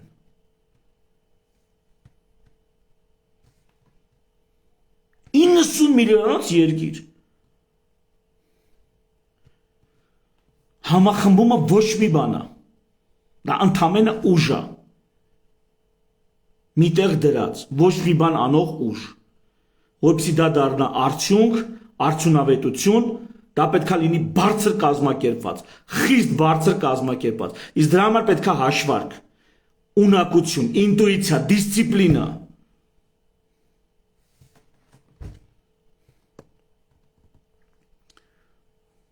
Ես չգիտեմ Իրանի ժողովուրդը սրանից նույնիսկ կարող է շահած դուրս գա։ Իրանի ժողովուրդը սրանից կարա շահած դուրս գա։ Ինչ է անում Իսրայելը։ Իսրայելը այս ասեղով կետ խփում է։ Ու այն բանը, այս հարցազրույց եմ լսում, Իրանից ասում են, մեզ մոտ խուճապ չկա, Իրանից են ասում։ Դրանց քարոզչական հնարքները մի հատ նայեք։ Այս ինչ, այս որ դարում եք դուք մնացել։ Համոզված եմ հիմա այս մոնիտորինգի շրջանակներում լսում են իրանական համապատասխան կադրերը։ Անձինք հիմա հետևում են, այս ուղիղ եթերն հենց հիմա էլ եթե չեն լսում, լսելու են։ Այո դուք որ մակարդակի վրա եք, այ որտե եք մնացել։ Հիմա ձեր տեխնոլոգիաները վերցրեք, այս ինչ եք անում այ մարդ։ Ասում են Իրանում հանգիստ մարդիկ գնում են միտինգներ են անում։ Այդ միտինգ եք անում, որովհետև Իսրայելն ու Ամերիկան են տենց ուզում։ Նրանք չեն ուզում թշնամական տրամադրեն Իրանի քաղաքացիներ իրենց նկատմամբ։ Դրա համար նրանք խփում են այն կետերին, որոնք հաջորդ քայլը նավթարդյունաբերական եւ նյարդավերամշակման այդ ինֆրաստրուկտուրան ջնջելն է, որը Իրանին կտանի ուղիղ ճանապարհով սովամահության։ Բայց այդ սովամահ լինող ժողովուրդը քննադատելու է ղեկավարներին, որ իրանք վատ են կառավարում, ոչ թե Ամերիկային ու Իսրայելին։ Այսօր Ամերիկան ու Իսրայելը Իրանում իրականացնում են հատուկ ռազմական գործողություն։ Դա պատերազմ չի։ Այ երբ որ նրանք պատերազմ կանեին, այն ժամանակ կիմանայիք, որն է պատերազմը։ Նրանք պատերազմ չեն անում։ Նրանք ընդամենը կետ այսենց բջիջկան դրած հարվածում են։ Ու այնպես որ ժողովուրդը դրանից ուղղակի վնաս չստանա, ուղիղ մահ արյուն չտեսնի։ Բայց այդ հարվածները հասնելու են նավթավերամշակող եւ նավթացունաբերող ինֆրաստրուկտուրային։ Ու այն ժամանակ Իրանը սոված կրկռալու է։ Ահա թե ինչու պետք է ճիշտ ժամանակին կանգ առնել, նախ ընդունել, որ քեզ տեղ են թողում բանակցելու, տեղ են թողում հաշտվելու։ Իրանը դա պետք է հասկանա։ Չգիտեմ հիմա իր էշը կքշի, թե կհասկանա, այդ ժամանակը ցույց կտա։ Բայց նրանք պատերազմ չեն անում, ժողովուրդ ջան։ Այդպես պատերազմով անում։ Իդեպ հատուկ գործողությունը ստեղ նաև Ռուսաստանին օրինակ, թե որն է հատուկ գործողությունը։ Այս է հատուկ գործողությունը։ Ուկրաինայում հատուկ գործողություն էին անում։ Սա մի շատ ուժեղ օրինակ էր, էլի։ Եվ եթե վաղվա պատերազմները տեղափոխվեն այս տեսակ փուլ, երբ որ հրամանատարությունը ոչնչացնում է եւ որոշում է հաղթողն ու պարտվողը, այ կլներ կներեք պետք է լազատ կտար, ժողովրդի արյունը չթափեր, հանգիստ իր համար ապրող ժողովրդի, այդ թվում զինվորականների, որոնք հրամանատարություն չեն էլի, այն նրանց ով ավելի լավ բանակ ունի, թող ավելի լավ պաշտպանվի, այլ լավ հաշվարկի, այն մյուս դիմացի թշնամու ղեկավարությանը առաջնորդներին կարողանա շարքից հանի, թող պատերազմները սենց լինեին։ Այ ես դա կուզենամ, որ վաղը սա դառնա պատերազմ, եթե պետք է պատերազմ լինի, գոնե սենց լինի, հա։ Շարքային քաղաքացիները դրանից չտուժեն։ Արյուն արցունքսով համաճարակ, թող դա չլինի։ 3 հատ էշի գլուխ կան, լավ չեն կառավարում, թող դա նրանց հերնանից են։ Հետևից կգան կամ համանման էշի գլուխներ, նրանց հերն էլ կանից են, կամ կգան խելացի մարդիկ, ովքեր խելացի ճանապարհով կառաջնորդեն սեփական ժողովրդի։ Ով շահող դուրս եկավ, չգիտեմ, բացի ասեցի։ Ռուսաստանը կարճաժամկետ կարա շահեր ունենա, նավթի գները թանկանան, բայց սա Ռուսաստանի համար շատ անցանկալի սցենար է, շատ։ Համենայն դեպս այսօրվա Ռուսաստանի համար, լավ տենց ասեմ։ Նարեկ Մարտիրոսյան, ինչից է որ մեր ազգը դարձել է ռադիկալ արևմտամետ, մեր ռադիկալ արևմտամետ, ռուսամետ ու իրանամետ, նույնիսկ կուսակցությունները։ Արդյոք աշխարհի աչքերով չի դիտվի մեր երկիրը որպես կողմնորոշում չունեցող անլուրջ ու իրավիճակային։ Եթե նկատի կունեք քաղաքակիրթ աշխարհի, ես մոտապես ասեմ, քաղաքակիրթ աշխարհը մեր երկրին նայում է որպես վայրենիների հավաքածու։ Եթե ձեզ թվում է, թե աշխարհը մեր կողմնորոշումից պետք է բան հասկանա, ոչ։ Աշխարհը լուրջ կընդունի մեզ, եթե մեծ գործեր ու լուրջ գործեր տեսնի մեր կողմից արված։ Մինչև գործեր չտեսնի, արդյունք չտեսնի, աշխարհը մեզ լուրջ չի վերաբերվելու։ Ավելին այդ արդյունքը տեսնելուց էլ արդեն լուրջ կվերաբերվի, բայց գալու է նորից իր փայը պոկելու տանելու։ Հիմա իսկ ինչու է մեր ազգը դարձել ռադիկալ արևմտամետ, ռուսամետ ու իրանամետ, որտեղ մեր ազգը անկախականությանը չի հավատում։ Հայաստանի անկախությանը, սուվերենությանը, գերիշխանությանը չի հավատում։ Մեր ազգը մտածում է, միշտ պետք է մեկ իրան դոմփի, որ մի կտոր հաց տա, որ ուտի։ Միշտ մեկը պետք է իրան քշի էշի պես ասի, ես կողմ գնա, թե այն կողմ, ինքն իրանով չի կողմնորոշվում։ Օրինակը բերեցի, Վանդակի դուռը բացել են եւ Վանդակի մեջ երկար ժամանակ ապրած կենթանիա մարդը ինչա դուրս չի գալիս։ Հարմարվել է։ Տերամանգալի, ով կգա նորից այդ դուռը կփակի։ Սովետների փլուզումից այդ դուռը ջարդվավ, ընկավ։ Սովետը փլուզվավ, այդ դուռը ջարդվել էր։ Մինչև հիմա ազգովի ընկետեր են մանգալի, թե ով պիտի գա այդ Վանդակի դուռը փակի։ Մեկն ասում է, թե եվրոպացին փակի, մեկը ասում է, թե ռուսը փակի։ Իսկ աշխարհին վեճին չի ես համը։ Հիմա դուք օրինակ, չգիտեմ ինչ ասեմ։ Աֆրիկական մի հատ պետություն։ Ձեզ հեսկի հետաքրքիր է այնտեղ ոնց են ինչ են։ Ընդհանուր գծերով գիտեք, որ ինչ որ ձևի, նույն ձևի մեզ են նայում։ Ընդհանուր գծերով մի բան են էլի։ Հարավ-Աֆրիկյան Հանրապետությունն է, գիտենք մի քիչ զարգացած, էլ ընդ ինչ կա։ Ոնց է տենց ընդհանուր մեր պատկերացումը, նույն ձևը մեզ են նայում էլի։ Սասուն Խմոյան, այդ ինչ թմբիրի տակ է մեր ազգը, որ չի կարողանում արթնանալ, համախմբել ու մի գիտակից քայլ արել։ Սասուն ջան, արդեն համախմբելու մասին ասացի, հերիք ելավ այդ համախմբումը։ Համախմբումը նախրին է պետք։ Իսկ որսի դուրս եկած ոհմակին, պրայդին, ջոկատին կազմակերպվել է պետք։ Կազմակերպվել, համակարգվել է պետք, ոչ թե համախմբվել, այլ համակարգվել։ Համախմբումը ստեղծում է ուժ, համակարգումը բերում է արդյունավետություն։ Երբ պիտի հասկանանք մեր ուժը միասնության մեջ է, դա շատ լավ հասկացել ենք, երբ պիտի հասկանանք, որ ուժը ոչինչ է, եթե այդ ուժը օգտագործման, եթե այդ ուժը թիրախ, հաշվարկված, նշանակետ չունի խոցելու, ում է պետք է այդ ուժը։ Ուժը կա, 3 միլիոնը քիչ ուժ չի, 7 միլիոն էլ դուրս ունենք, դա ահռելի ուժ է։ Բայց ում է պետք, առանց համակարգման այդ ուժը ում է պետք։ Էլ կլասիկո, ինչու ուժեղացված ծառայություն չեն անում Սյունիքի մարզում բանակը եւ ոստիկանության զորքերը, հիմա համար մեծ պետք է լիներ։ Էլ կլասիկո, ես նոր լայվ եմ արել վերջերս մի շաբաթ առաջ, որտեղ խոսում եմ բանակի խնդիրների մասին։ Քու ինչին է պետք համար 1-ը Սյունիքում։ Ասենք որ պատերազմ եղավ, այդ համար 1-ն ինչ անելու, կասես։ Ինչ է անելու կոտորվելուց բացի։ Լավ, դիմադրությամբ կկոտորվի, հետո պատերազմ Հայաստանում նշանակում է ռեզերվա պետք, ասել եմ 120,000 ռեզերվա պետք, ունես 120,000 ռեզերվ, չունես։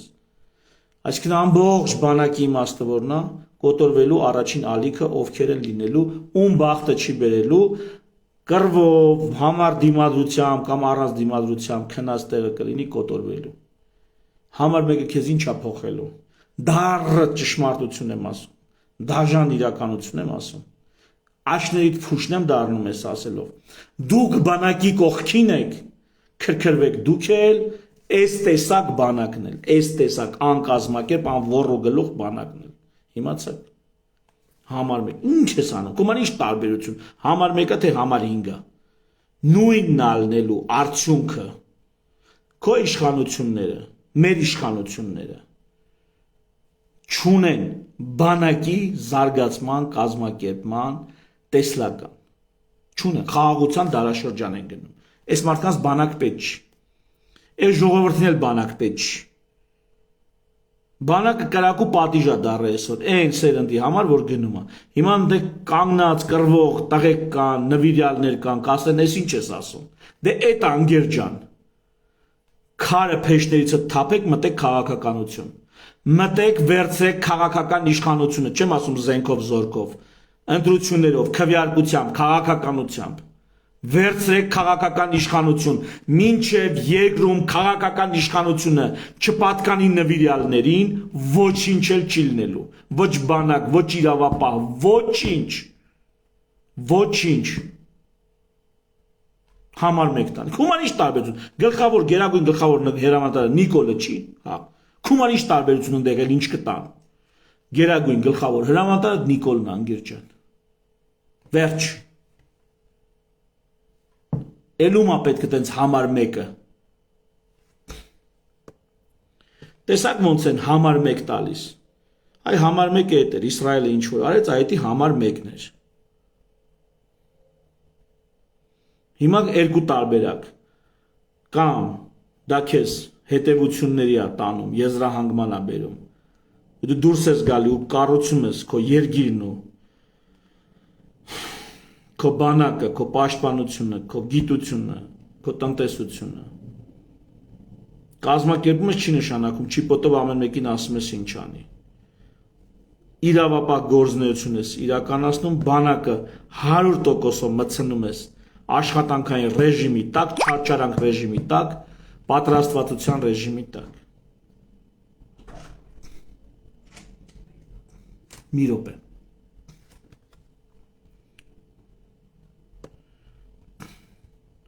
Այս իշքան հարց ա գրած։ Մի րոպե։ Հարցերը ստեղից կկարդամ։ Արի վերցրա։ Մի հատ այդ մի րոպե կներեք, այդ իլ տուրն եկել են բանը, տուր էլի։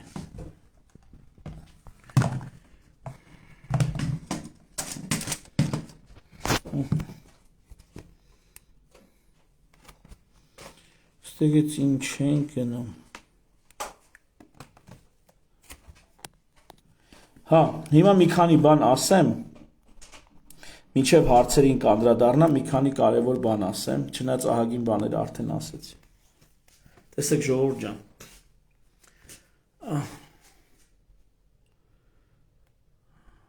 Իրանը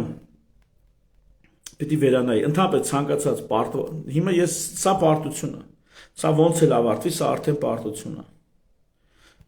Հայերի պես կասեն բարոյական հաղթանակ բան, Նիկոլի պես կասեն ինչ է լինի, մենք մեզ պարտված չենք համարելու, բայց սա պարտություն է։ Պարտություն նշանակում է տվյալ ժողովուրդը քննությունը հանձն է, տվյալ երկիրը քննությունը հանձն է ու ապացուցել է իր անպիտանությունը։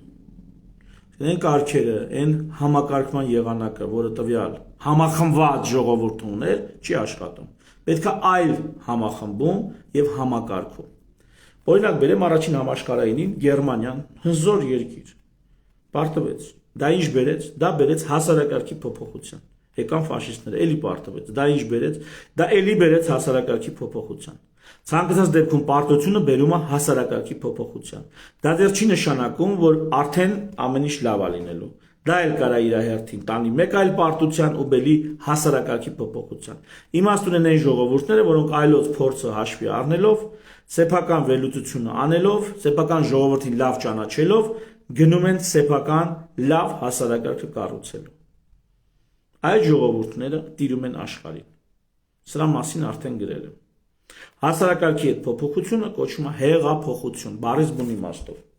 Ոչ թե իշխանության փոփոխություն, այլ հասարակարգը փոխվում է, հարաբերությունները փոխվում են, ժողովրդի համակարգման ձևը փոխվում է։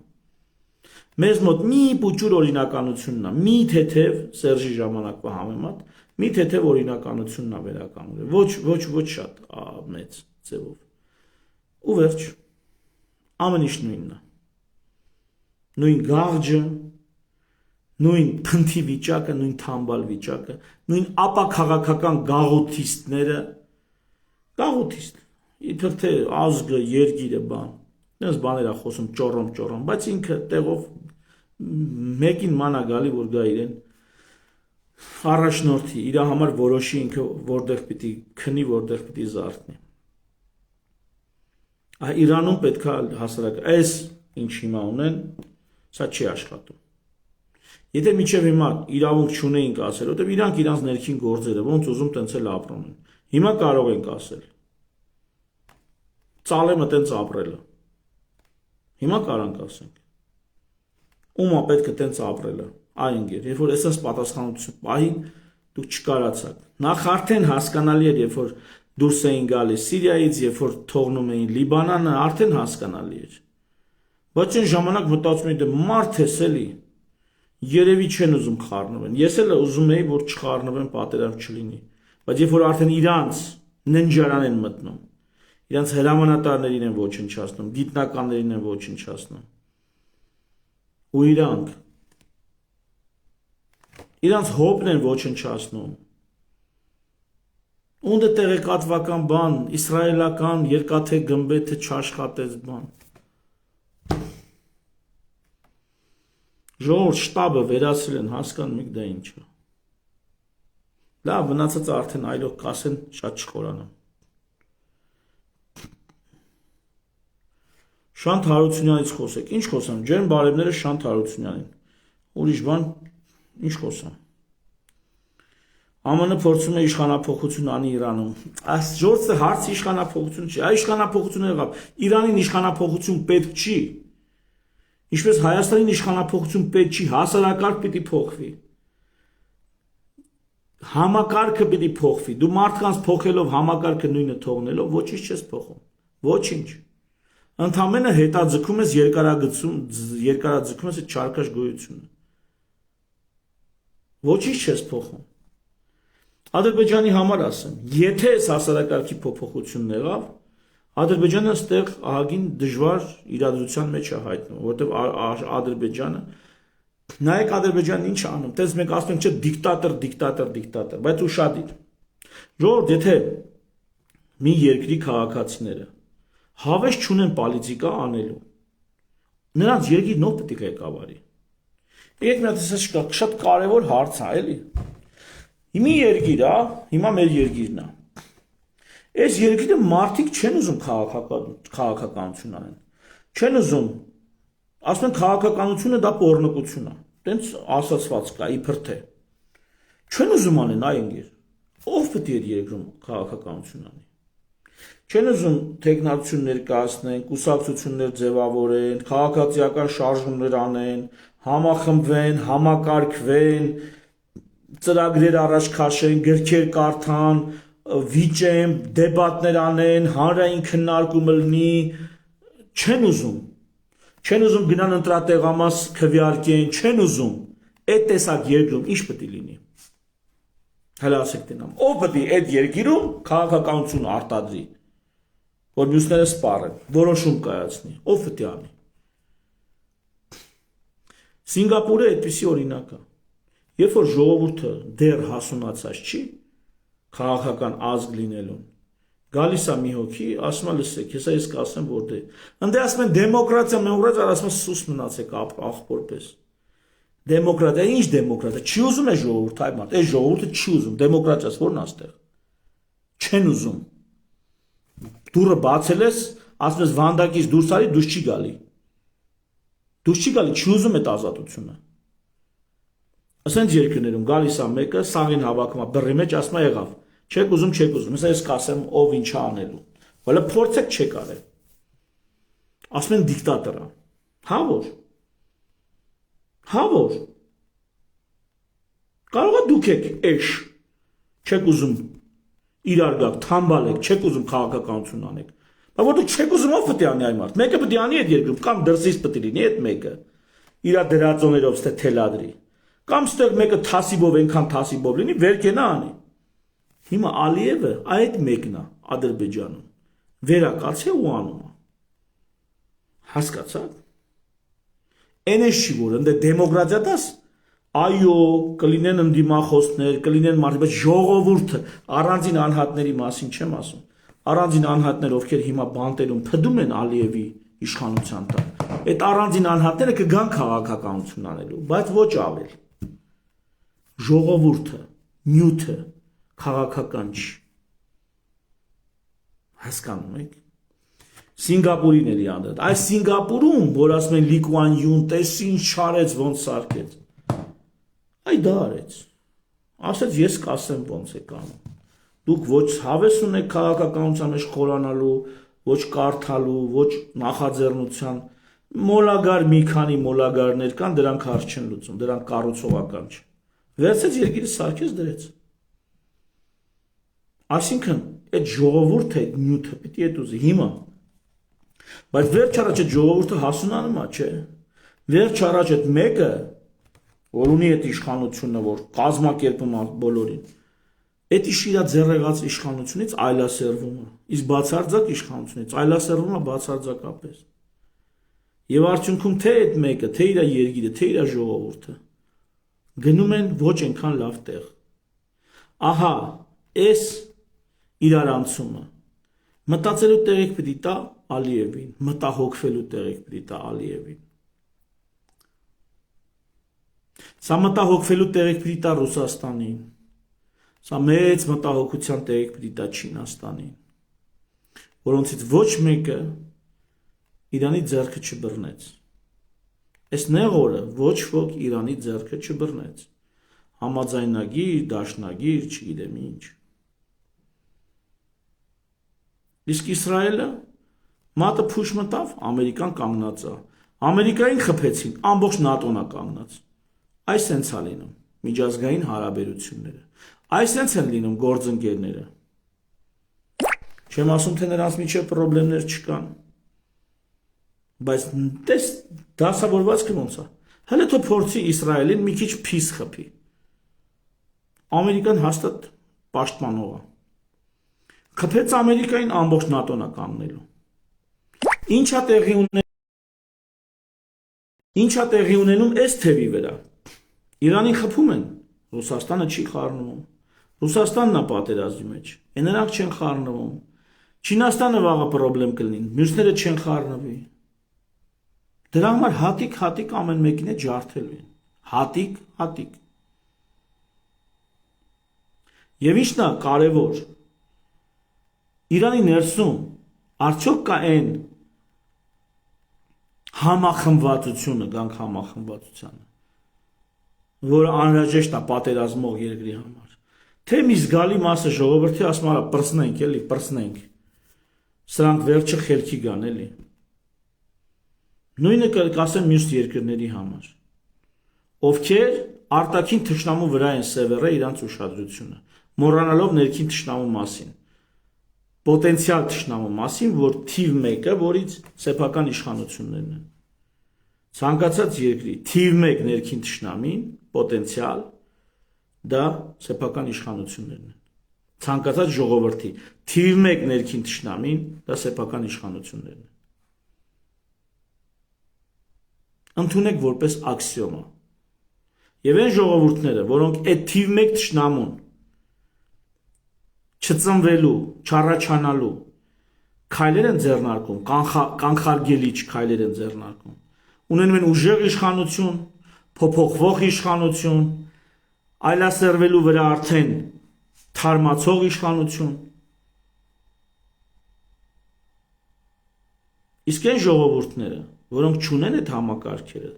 հիմնականում սևեռված են արտաքին թշնամիների վրա։ Ես հարցերից մի բան ասեմ, Կարեն Կուլախզյանը գրել էր, թե արդյոք Հայաստանը արդյոք ճիշտ է գնահատե վերաբերմունք ցույց տվել, երբ որ դատապարտել էր Իսրայելի ագրեսիան Իրանի նկատմամբ։ Ես կարծում եմ, որ նախ ասեմ, որ վերջի շրջանում Իսրայելի քայլերը գնահատելիս Հայաստանը Թուրքիայի հետ նույն գծի վրա է լինում, այսինքն օրինակ Գազայի հետ կապված Թուրքիան դատապարտեց, Հայաստանն էլ դատապարտեց, հիմա Իրանի հետ կապված, Հայաստանը Թուրքիայի հետ սինխրոն է աշխատում։ Ինձ մոտ այդպիսի տպավորություն կա։ Եվ արդյոք ճիշտ է անում, որ դատապարտում, միգուցե ճիշտ անում, չեմ կարող ասել։ Ես հիմա ազատ սենց խոսում եմ որպես քաղաքացի։ ազատ խոսում եմ, բայց վաղը եթե ես ունեցա պաշտոն, պետական պոստում եղա, ես ասենց չեմ կարող ազատ խոսամ, չեմ կարող ասենց ազատ ճիշտ ու սխալ անեմ, որտեղ երբեմն դիվանագիտությունը, պետության շահերը պահանջելու են այլ պետությունների նկատմամբ որոշակի գործողություններ, որոշակի դիրքորոշում, որը բխում է քո երկրի շահերից։ Իրանը մեզ համար թանկ երկիր է։ Մենք չենք կարող Իրանի նկատմամբ ոտնձգությունը նեյտրալ գնահատենք։ Ես կարծում եմ, որ ճիշտ է, այո, դատապարտել է, բայց ճիշտ է նաև հասկանալը, թե ինչ է կատարվում ընդհանուր առմամբ։ Միգուցե ներքին խողովակներով պետք է ինչ-որ մեսիջներ ուղարկել, թե մի կողմին, թե մյուսին։ Եվ վերջին հաշվով այսօրվա Հայաստանի գոյությունը դա արտաքին խաղացողների կամքով է պայմանավորված, որտեղ եթե արտաքին ցանկություն չլիներ, միջազգային համաշխարհային կոնսենսուս չլիներ, այստեղ Հայաստանի Հանրապետություն չէր լինի։ Գոնե այս շրջանում, այս իշխանություններով եւ այս բարոյալքված ժողովրդով, որ մենք ենք, այստեղ Հայաստանի Հանրապետություն չէր լինի։ Բայց չգիտեմ ինչքան երկար կտևի այդ բարեհաճությունը մեր երկրի նկատմամբ, արտաքին խաղը ինչպես այդպես ինչքան երկար տենց կդասավորվի, որ մեզ առանց նորմալ պաշտպանական համակարգերի, առանց տնտեսական, առանց թափթփված իրավական եւ պետական համակարգերի ինստիտուտների այս բարդակով ես չգիտեմ։ Մենք ինչքան կձգենք։ Այնպես որ մեզ պետք է, որպեսզի առնվազն պետական ինստիտուտները խելքի բերենք, մնացած ինստիտուտների հետ կապված էլ գնահատենք, հասկանանք, թե ինչա կատարվում, երկիրը ինչից է կառուցված։ 5 հիմնական համակարգեր, ինստիտուտներ կարգավորում են ամբողջ երկրի կյանքը։ Հասարակական ինստիտուտներ, ընտանիք, կոլեկտիվներ, ակումբներ, մամուլ, առողջապահություն, կրթություն, եկեղեցի, հասարակական ինստիտուտներ, տնտեսական ինստիտուտներ, մասնավոր սեփականություն, շուկա, ձեռնարկատիրություն, իրավական ինստիտուտներ, պայմանագիր, դատարան, սահմանադրություն, քաղաքական ինստիտուտներ, ընտրություններ, պարբերաբար, իշխանությունների բաժանում եւ հակակշռում, պետական ինստիտուտներ, ազգային ժողով, պարլամենտ, գործադիր, դատական համակարգ, իրավապահ համակարգ եւ պաշտպանություն բանակ։ Այս ինստիտուտները խելքի բերելու ամեն մեկը իր տեղում, բիզնեսմենները շուկայում, ձեռնարկատիրության մեջ, ամբողջ ժողովուրդը, չգիտեմ, իրավական, քաղաքական, հասարակական սեկտորում եւ այդ քաղաքականից սերված պետական համակարգն էլ իր տեղում։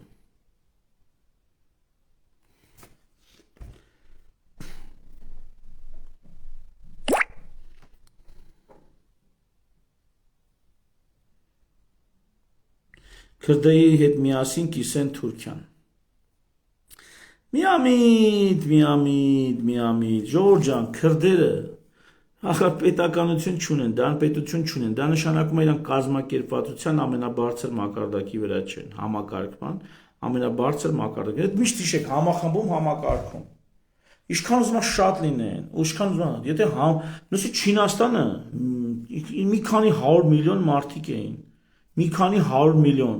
երբ որ այդ կոմունիստական իրանց աղմախության տակ վարի էին գնում։ Փոխեցին համակարգման ձևը, վերանայեցին դա, արին ինչ որ արեցին։ Հիմա տենց որ ասենք, Թուրքիա դա համակարգ է։ Դա միայն տենց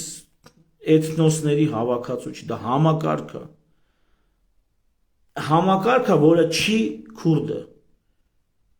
Քուրդը այդ համակարգը չի։ Դա այդքան հեշտ չի ստեղծելը։ Եվ եթե նույնիսկ ստեղծեն, քեզ ինչ, քուման ինչ տարբերություն։ Քեզ համար ինչ տարբերություն։ Քեզ թվում է քրդերը, որ համպետություն ստեղծեցին, գալու են աշկերտ պաչեն, ասեն, վայ, այս ինչ լավ է, մենք աշկը լուս պետություն ենք ստեղծել։ Հա։ Միամիտներ։ Բյուզանդյան տենց կեղտոտ մեր թշնամիներ, մեր կյանքը ուտում էր։ Գնաց Բյուզանդիա տեղ Օսմանյան կայսրություններ, հա, լավ էր, կայֆ էր տալի։ Օսմանյան կայսրությունը գնաց լավ Թուրքիան է։ Հա։ Աշխարհի ամեն տեղում էլ միշտ մեկը լինելու է, որը քեզ հետ ունենալու է խնդիրներ։ Հարևանություն, բարեկամություն կանի, եթե դրսից թշնամի ունեք։ Միասին ձեր հարաբերությունները, միասին երբեմն ունենք մեզ ու վրացիներին։ Լիքը ընդհանուր մարտահրավերներ ունենք, բայց վրացիներն իրանց համար եղունգ ունեն, գլուխներն են քորում, մենք էլ մեր համար ենք դա անում։ Ինչու՞, որտեղ չենք կարողանում միասնական ուժերով մեծ հարցեր լուծել։ Երբ որ միասնական ուժերով տենում ես չի ստացվելու մեկը, ասում են դե լավ, ով ոնց կարա թող գլուխը բրծցնի։ Ու այդ էլ լնում է, ով ոնց կարա գլուխը բրծցնում է։ Հալավ գոնե սրանք հասկանալ կարելի է։ Կարելի է։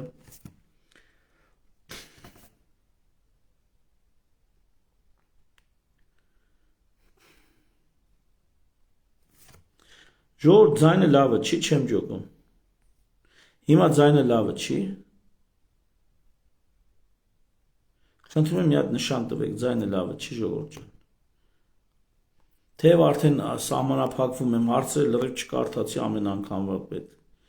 Ամեն անգամվա պես։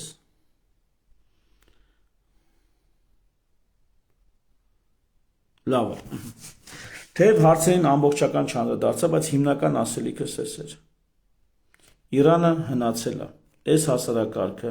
որով ապրում է Իրանը, չի գործում, չի աշխատում։ Սա պատերազմին պարտվող հասարակարգ։ Ավելին դեռ պատերազմել չի սա։ Սա դեռ պատերազմ չի։ Իսրայելն ու Միացյալ Նահանգները իրանց ամբողջ ուժով չեն լցվել Իրանի գլխին։ Սա դեռ Իրանը փորձում է սրանից պատերազմի դեկորացիա ստանա,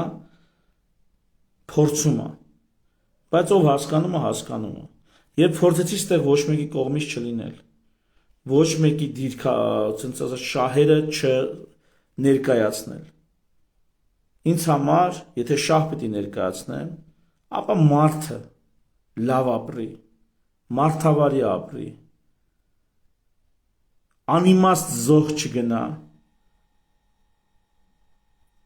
այդքան էներգակիր տակները դրած Իրանի մասին է խոսքը։ Ժողովուրդը երգիրը աղքատ ապրում է, ինչի որ ատոմային ստեղծի։ Լավ ատոմայինը ստեղծեց, ախր թողելու են դու այդ ատոմայինը օգտագործես։ Հիմա ամեն մեկի տունը ենթադրենք մի հատ տանգ կա կանգնած։ Այդ տանգը դու կարողանալու եք օգտագործել։ Ախր դա մենակ այդ տանգը ունենալը չի, տանգը ունենալու ու կիրառելու քաշ պետք է ունենաս։ Ես հասկանում Իրանը ուզում է այդ քաշը ունենա։ Ես էլ եմ ուզում, որ Իրանը այդ քաշը ունենա։ Բայց սոված վիզը ծռած ժողովրդով այդ քաշը չես ունենա։ Աշխարհի կողմից մեկուսացած այդ քաշը չես ունենա։ Հյուսիսային Կորեան է, այն էլ ըստ էության Չինաստանի ձեռի տակ կարողանում է։ Թե չէ նրա հարցերը շուտ էին լուծել։ Շատ շուտ էին լուծել։ Հիմա Իրանին պետք է սրա նրա ձեռի տակ լինի ատոմային տերություն։ Պետք չի, հաստատ պետք չի։ Իսկ այսօր միգուցե Իրանը սկսի այսօր 20-30 տարից պարզվի, որ ատոմայինը вообще պետք չէր, շատ ավելի հզոր տեխնոլոգիաներով, էլ եմ ասում Ճապոնիա, Գերմանիա, դու հենց Իսրայել։ Բա ափսոս չի այդ հսկայական պոտենցիալը, էներգետիկ, այդ տաղանդավոր ժողովուրդը, այդ մշակույթը, այդ պատմությունը, ափսոս չի այ մարդ։ Ափսոս է Իրանը։ Ու ափսոս են իրանցիները։ Ու Իրանի իշխանությունները իրենց ապիկարությունը պետք է խոստովանեն, ընդունեն։ Ուրիշ բառեր չեմ ուզում ասեմ։ Երկրի գիտական եւ ռազմական էլիտան հանել պուպուի նման կվարտիրաներում դնել այդ գիտնականի ու այդ ռազմական գործիչների կողմից օգտագործվող սարքավորումները տանել հողի տակ 100 մետրի տակ թաղել։ Սոնոգրաֆիայի ապարատը տանես գետնի տակ թաղես, որտեղ ափսոսա, պատվալում պաշտպանես, բժշկին հանես կրիշում քնցնես, տանիքում քնցնես։ Այն բժիշկը, որ այդ ապարատը պետք է աշխատացնի։ Խելքի աշեցեք։ Ստեղից սկսում ամեն ինչ։ Մարդու նկատմամբ, մասնագետի նկատմամբ վերաբերմունքից արդեն պարզ է ամեն ինչ։ Ներքին թշնամիների մասին մի մոռացեք։ Արտաքին թշնամիներ էլ կլինեն ու միշտ կան։ Բայց արտաքին թշնամիները ձեզ պատերազմ են հայտարարում մի քանի տասնամյակը մեկ, իսկ ներքին թշնամիները ամեն օր, ամեն ամիս ձեր կաշին կարան քերեն, հարգելի ժողովուրդ, սա էլ արդեն բոլորիս է վերաբերվում։ Ներքին թշնամինով է, իշխանությունից այլասերված պաշտոնյաները,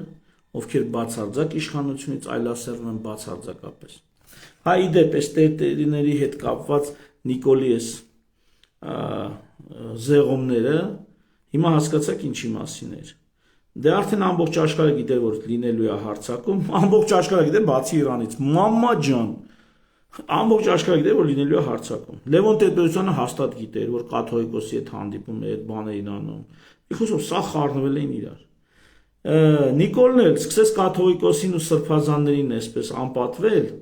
դրանով միջազգային հանրությանը մեսիջ ուղարկելով, որ մենք կրոնապետությանը դեմ ենք, որ մենք կրոնականների դեմ ենք։ Бей своих, чтоб чужие боялись։ Մի խոսքով Նիկոլն էլ իր հակա իսլամական, հակա կրոնապետական, հակա թեոկրատական վերաբերմունքը մինչև պատերազմը կլինի ափալ-թափալ դրսևորվում էր հայ առաքելական եկեղեցու նկատմամբ, որից որ դրսում, այսինքն թե Արևմուտքը, թե Ամերիկան, թե Իսրայելը, թե մյուսները հասկանան, թե Ադրբեջանը, թե Թուրքիան հասկանան, որ այս հարցում մենք Իրանի ռեժիմին այսպես կոչված կողմնակից չենք։ Այս էլ թե ինչի է Նիկոլը այս ձեռովոտ ընկե հոգևորականներին անպատվում։ Ցույց էր տալիս Հայաստանի պաշտոնական դիրքորոշումը Իրանի հարցում։ Էդ էլ այտենց հարգելիներս։ Ну,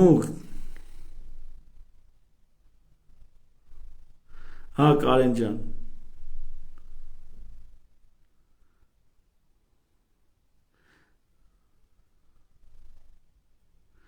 Ժողովուրդ, էլ չեմ ուզում երկարացնեմ, կներեք իհարկե։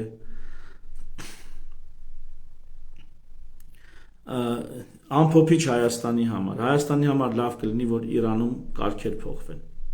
Հայաստանի համար ավելի լավ կլինի, որ Հայաստանում կարգեր փոխվեն։ Հայաստանի համար լավ կլինի,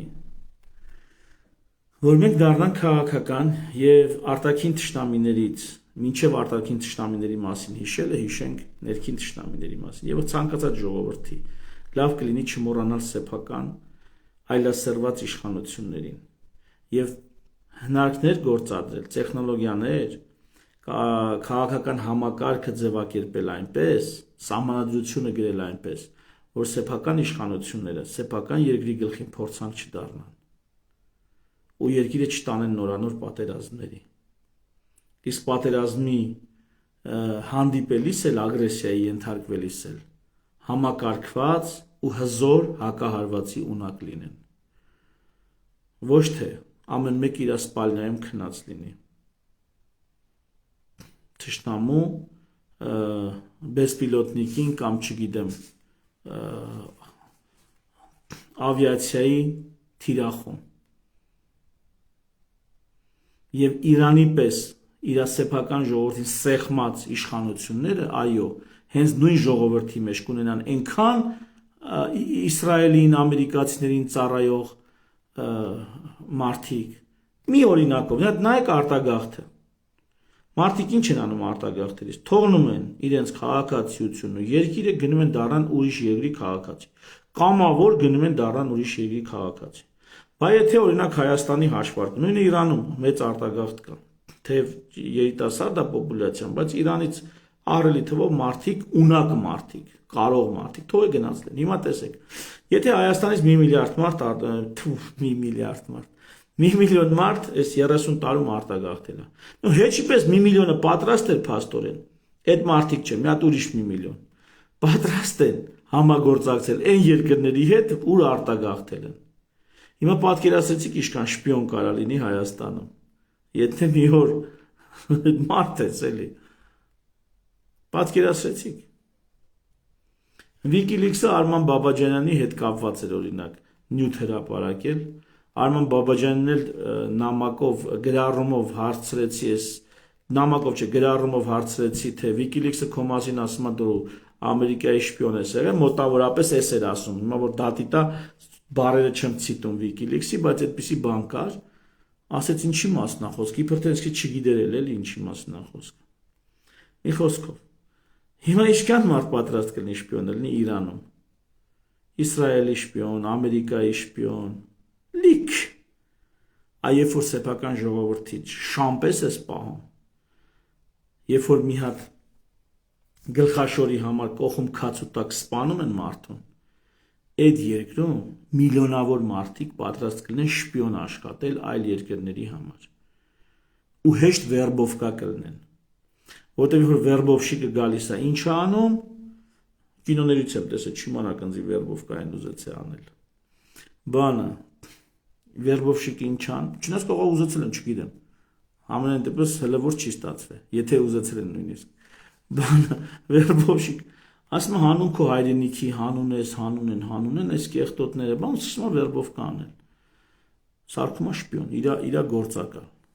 կամ շպիոն չէ, այս դեպքում հայերեն բոզ էլի, բոզ է սարքում, կներեք ես արտահայտության համար, իրա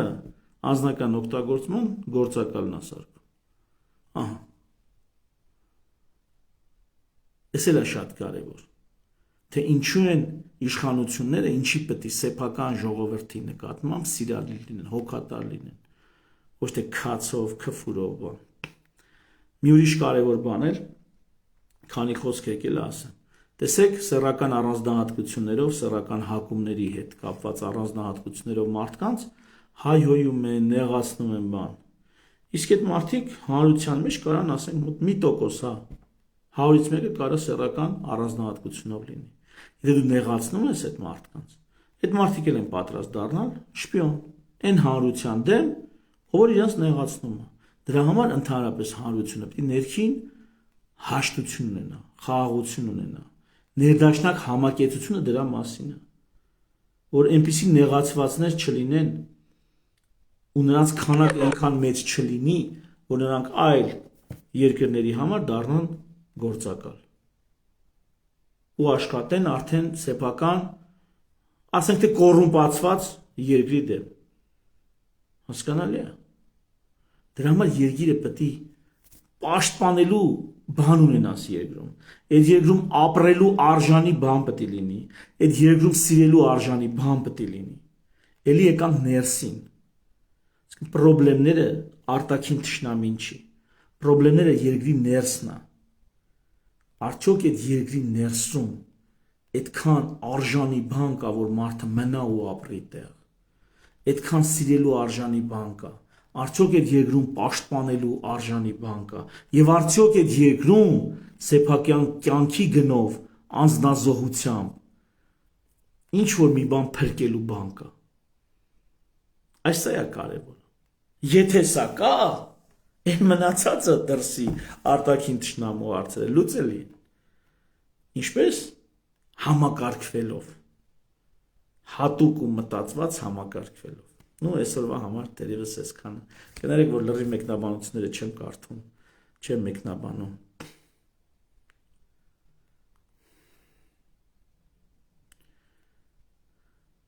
Դերևս այսքանը։